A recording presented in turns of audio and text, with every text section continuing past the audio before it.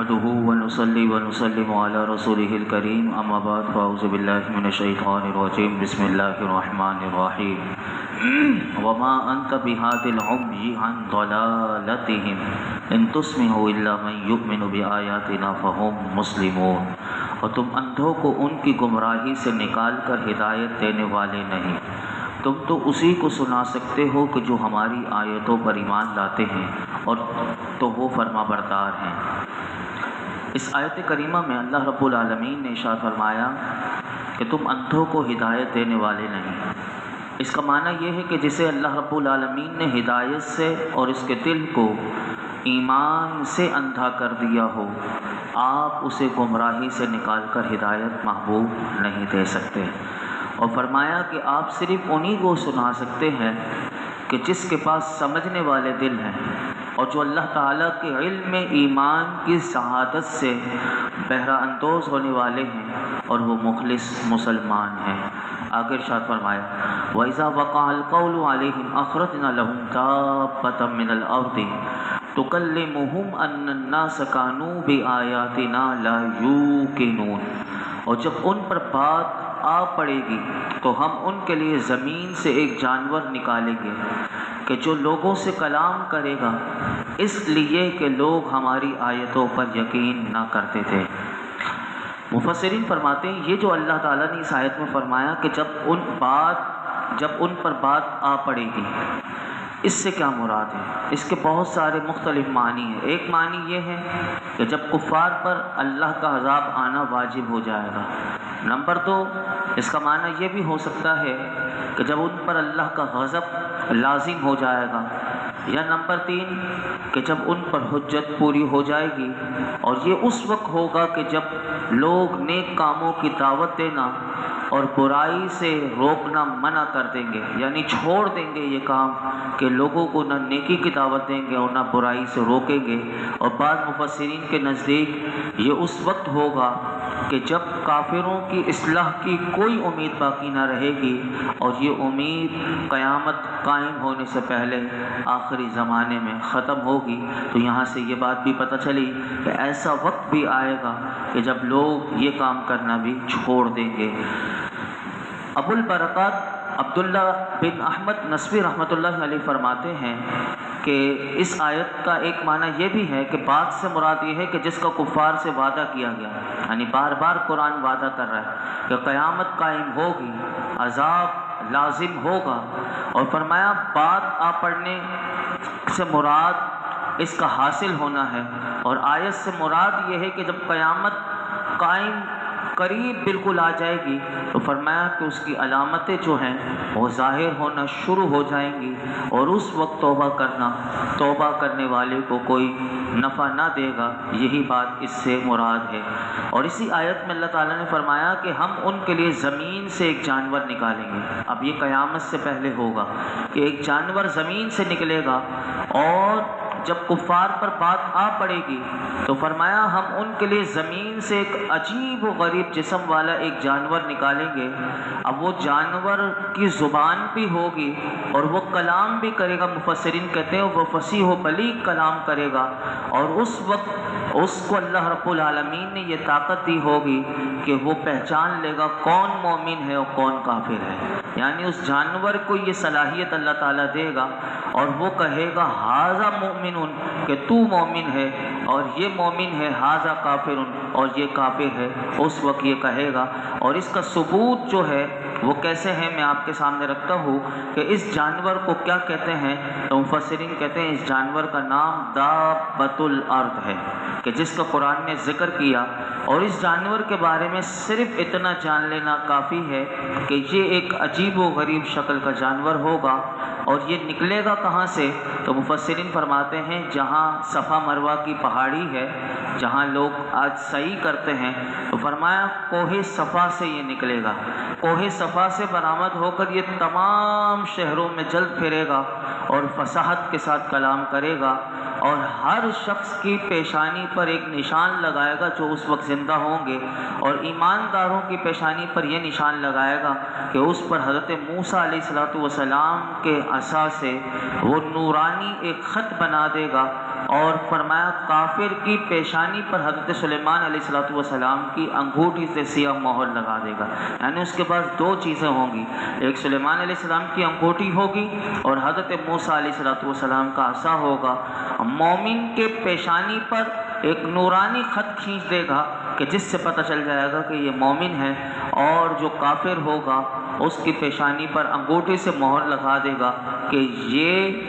کافر ہے۔ اور فرمایا کہ ان الناس کانوا بآیاتنا لا یوقنون، اس لیے کہ لوگ ہماری آیتوں پر یقین نہ کرتے تھے۔ اس آیت کے بارے میں علماء کہتے ہیں دو احتمال ہیں کہ اب یہ دو احتمال اس صورت میں ہے کہ یہ جانور کا کلام ہوگا یا یہ اللہ کی طرف سے کلام ہوگا۔ اگر یہ کلام دابۃ الارض کا ہے تو مفسرین فرماتے ہیں اس صورت میں اس آیت کا معنی یہ بنے گا کہ وہ جانور اللہ تبارک و تعالیٰ کی طرف سے نمائندگی کرتے ہوئے لوگوں سے یہ کہے گا کہ یہ لوگ ہماری آیتوں پر یقین نہ کرتے تھے، یعنی جو کافر ہوں گے تو اس وقت یہ نشانی مہر لگاتے ہوئے یہ کہے گا کہ یہ لوگ ہماری آیتوں پر یقین نہ رکھتے تھے، یہ اللہ کی طرف سے نمائندگی کرتے۔ اور فرمایا کہ اگر یہ اللہ رب العالمین کا کلام یعنی اللہ کی طرف سے ہے تو اس صورت میں آیت کا معنی یہ ہوگا کہ ہم یہ جانور زمین سے اس لیے نکالیں گے کہ لوگ قرآن کریم پر ایمان نہ لاتے تھے کہ جس میں مرنے کے بعد زندہ کیے جانے اور حساب اور عذاب کا بیان ہے۔ یعنی اندازہ کیجئے کہ کتنا بار بار فکر آخرت دلائی جا رہی ہے، قرآن میں بار بار بتایا جا رہا ہے کہ جو لوگ مرنے کے بعد جن کو زندہ کیے جانے اور حساب اور عذاب کا یقین نہیں، ان کو یہ ساری باتیں اس سے ان کو یقین بھی دلایا جائے گا مرنے سے پہلے، اور اس سارے مرحلے سے انہیں گزرنا پڑے گا۔ آگے کیا فرمایا سنیے، فرمایا وَيَوْمَ نَحْشُرُ مِنْ كُلِّ أُمَّةٍ فَوْجًا مِّمَّن يُكَذِّبُ بِآيَاتِنَا فَهُمْ يُوزَعُونَ حَتَّى إِذَا جَاءُوا قَالَ أَكَذَّبْتُمْ بِآيَاتِي وَلَمْ تُحِيطُوا بِهَا عِلْمًا أَمَّا ذَا كُنْتُمْ تَعْمَلُونَ۔ اور اس دن کو یاد کرو جس دن ہم ہر امت میں سے ایک گروہ کو اٹھائیں گے جو ہماری آیتوں کو جھٹلاتا ہے، تو ان کے پہلے لوگوں کو روکا جائے گا تاکہ ان کے بعد والے ان سے آ ملیں، یہاں تک کہ جب سب حاضر ہو جائیں گے تو اللہ فرمائے گا کیا تم نے میری آیتوں کو جھٹلایا تھا حالانکہ تمہارا علم ان تک نہ پہنچا تھا، یا تم یہ کیا کام کرتے تھے؟ اب اس آیت کو سمجھیے کہ یہاں پر اللہ رب العالمین نے ارشاد فرمایا کہ جس دن ہم ہر امت میں سے یعنی جتنے نبی آئے ان تمام سابقہ نبیوں میں جس نے قیامت کو جھٹلایا، فرمایا ہم اس میں سے ہر ایک گروہ کو اٹھائیں گے۔ جو انبیاء علیہ السلام پر جو ہم نے کتابیں صحیفے نازل کیے وہ ان آیتوں کو جھٹلاتے تھے،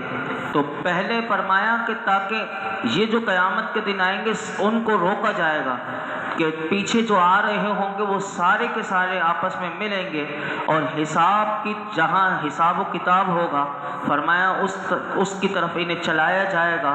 یہاں تک کہ اس حساب کے مقام پر جب سب جمع ہو جائیں گے تو اللہ رب العالمین ان ساروں سے جس نے جھٹلایا تھا ان سب سے فرمائے گا کیا تم نے میرے رسولوں پر نازل کرتا میری آیتوں کو جھٹلایا تھا حالانکہ تمہارا علم ان تک نہ پہنچا تھا؟ یعنی اس سے مراد یہ ہے کہ تم نے ان کی معرفت حاصل نہ کی تھی اور بغیر سوچے سمجھے تم نے میری آیتوں کو جھٹلا دیا۔ تو فرمایا کہ جب تم ان آیتوں میں غور و فکر کرنے کے اہم ترین کام میں مشغول نہ ہوئے تو تم کیا کرتے تھے؟ تو تمہیں ہم نے بیکار تو پیدا نہیں کیا تھا۔ یعنی غور کیجئے کہ جس لوگوں نے قرآن کو جھٹلایا یا قرآن میں غور و فکر نہ کیا تو ان سے بھی تو یہ کلام ہو سکتا ہے، یعنی ہمارے سے بھی یہ کلام ہو سکتا ہے کہ ہم نے تمہیں بیکار تو پیدا نہ کیا تھا کہ تم نے قرآن میں غور و فکر نہ کیا، تو پھر تم نے کیا کام کیا؟ یعنی دنیا میں تم نے رہتے ہوئے تم نے کیا کام کیا؟ اور یہ کافروں سے بھی یہی کلام ہوگا کہ تم صرف کیا دنیا میں جانوروں کی طرح سے کھانے پینے کے لیے پیدا ہوئے تھے؟ تمہیں کوئی اور مقصد نہیں تھا کہ تمہیں میں نے دنیا میں کیوں بھیجا تھا؟ تو یہ اللہ تعالیٰ ان سے ان کو تنبیہ کرتے ہوئے اور ان پر غضب کرتے ہوئے یہ فرمائے گا کہ جب تم ان آیتوں میں غور و فکر کرنے کے اہم ترین مشغول نہ ہوئے تو تم کیا کام کرتے تھے؟ یعنی تم صرف دنیا کمانے میں لگے ہوئے تھے، ہم نے بیکار تو پیدا نہ کیا تھا۔ اب اللہ تعالیٰ آگے فرماتا ہے وَوَقَعَ الْقَوْلُ عَلَيْهِمْ بِمَا ظَلَمُوا فَهُمْ لَا يَنطِقُونَ، ان پر ان کے ظلم کے سبب بات واقع ہو چکی تو وہ اب کچھ نہیں بولتے، یعنی ان کے شرک کے سبب ان پر عذاب اللہ کا ثابت ہو چکا تو اب وہ کچھ نہیں بولتے، کیونکہ ان کے لیے کوئی حجت اور کوئی گفتگو باقی نہیں، کیونکہ ساری حجتیں دنیا میں تمام ہو چکی، ساری گفتگو دنیا میں ان سے ہو چکی، اب کچھ ان کے لیے باقی نہیں۔ اور اس آیت کا ایک معنی یہ بھی کیا گیا کہ اللہ کی آیتوں کو جھٹلانے کے سبب ان پر عذاب اللہ کا اس طرح چھا جائے گا کہ وہ بول نہ سکیں گے۔ تو اس آیت سے یہ معلوم ہوا کہ ایک دن کافروں پر بھی قیامت کے دن ایسا آنے والا ہے کہ جب وہ بول نہ سکیں گے اور اس وقت سارے بولتی بند کر دی جائے گی۔ آگے اللہ تعالیٰ ارشاد فرماتا ہے الم یروا انا جعلنا اللیل لیسکنوا فیہ والنہار مبصرا ان فی ذلک لآیات لقوم یؤمنون، کیا انہوں نے نہ دیکھا کہ ہم نے رات بنائی تاکہ وہ اس میں آرام کریں اور دن کو آنکھیں کھولنے والا بنایا، بے شک اس میں ان لوگوں کے لیے ضرور نشانیاں ہیں کہ جو ایمان رکھتے ہیں۔ اس آیت میں اللہ رب العالمین نے دوبارہ ایک دلیل دی کہ مرنے کے بعد دوبارہ تمہیں اٹھایا جائے گا، اور اس کی دلیل یہ ہے کہ تم دنیا میں بار بار دیکھتے ہو کہ فرمایا جو دن کی روشنی کو رات کی تاریکی سے اور رات کی تاریکی کو دن کی روشنی سے جو رب العالمین بدلنے پر قادر ہے، اے لوگوں سنو، وہ اللہ رب العالمین اس بات پر بھی قادر ہے کہ وہ مردے کو زندہ کرنے پر بھی قادر ہے۔ یہ لیل و نہار، یہ رات اور دن کا بار بار پلٹ کر آنا، فرمایا اس سے یہ بھی معلوم ہوتا ہے کہ اس میں لوگوں کی دنیاوی زندگی کا اللہ نے ایک انتظام کیا ہے، تو یہ عبث نہیں ہے، یہ بیکار نہیں کیا گیا، بلکہ فرمایا اس زندگانی میں جو دنیا میں زندگی ملی ہے، فرمایا اس کے اعمال پر عذاب اور ثواب کا ایک پورا اس کا نظام ہے اور اس کی حکمت ہے، اور یہ دنیا دار العمل ہے، تو ضروری ہے کہ ایک دار آخرت بھی ہو کہ جو زندگی میں جس نے جو کچھ کیا ہے تو اس کا انعام بھی اسے آخرت میں ملے اور اس کی جزا اور سزا اسے ملے۔ اور فرمایا اسی آیت میں اللہ نے فرمایا کہ رات کو ہم نے آرام کرنے کے لیے اور دن کو کام کاج کرنے کے لیے بنایا، فرمایا اس میں ضرور ان لوگوں کے لیے نشانیاں ہیں جو ایمان رکھتے ہیں، اور دن اور رات کے بنانے میں اگرچہ تمام مخلوق کے لیے نشانیاں ہیں، لیکن ایمان والوں کا اللہ نے بطور خاص ذکر کر کے اس بات کی طرف اشارہ کیا کہ ایمان والے ہی ان نشانیوں سے فائدہ اٹھاتے ہیں، تو ہم بھی اگر ایمان والے ہیں تو ہمیں ان نشانیوں سے فائدہ ہم بھی بہت کچھ اٹھا سکتے ہیں۔ ہمیں غور و فکر کی دعوت بار بار دی جا رہی ہے، ہم اللہ کی بارگاہ میں دعا کرتے ہیں اے رب کریم ہم سب کو تیری بنائی ہوئی قدرت میں غور و فکر کرنے کی توفیق عطا فرما، اے رب کریم ہمیں اپنی معرفت عطا فرما، اپنے حبیب کی محبت اور ان کی معرفت اور ان کا قرب عطا فرما۔ الحمدللہ رب العالمین والصلاة والسلام علی سید الانبیاء والمرسلین وعلی آلہ واصحابہ اجمعین۔ یا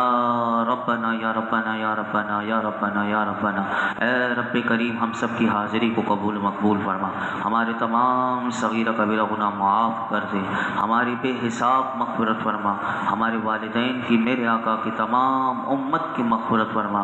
ہم سب کو دین و دنیا کی بھلائیاں، عزتیں، نعمتیں، راحتیں، سکون عطا فرما، زوال نعمت سے بچا لے اللہ، زوال نعمت سے بچا لے، اپنا خوف عطا کر دے، اپنی محبت عطا کر دے، اپنا قرب عطا کر دے، اپنے حبیب کی محبت عطا کر دے، اپنے حبیب کا سچا غلام بنا دے۔ ہمارے اندر یا اللہ جتنی برائیاں ہیں تو جانتا ہے مالک، ساری ظاہری باطنی برائیاں ہم سے دور کر دے، ہمیں حقیقی نیک پرہیزگار متقی بنا دے، اپنے اور اپنے حبیب کی پسند کا بندہ بنا لے اللہ، نمازوں میں خشوع خضوع دے دے، سجدوں کی لذتیں دے دے، ایمان کامل عطا کر دے اے اللہ مولائی کریم سیکھنا سکھانا سمجھنا سمجھانا ہمارے لیے آسان کر دے، ہمیں علم نافع عطا فرما، علم نافع عطا فرما، قرآن کا فہم دے دے، حدیث پاک کا فہم دے دے، بعمل بنا دے۔ جتنی دعائیں کی ہیں آئندہ کریں گے سب دعاؤں کو قبول فرما۔ یہ جتنے حاضرین موجود ہیں اللہ سب کی جھولیوں کو بھر دے، جو بیمار ہیں اللہ درس قرآن میں آتے ہیں اللہ درس قرآن کی برکت سے تمام بیماروں کو شفا دے دے۔ وصلی اللہ تعالی علی خیر خلق محمد وعلی آلہ وصحبہ اجمعین۔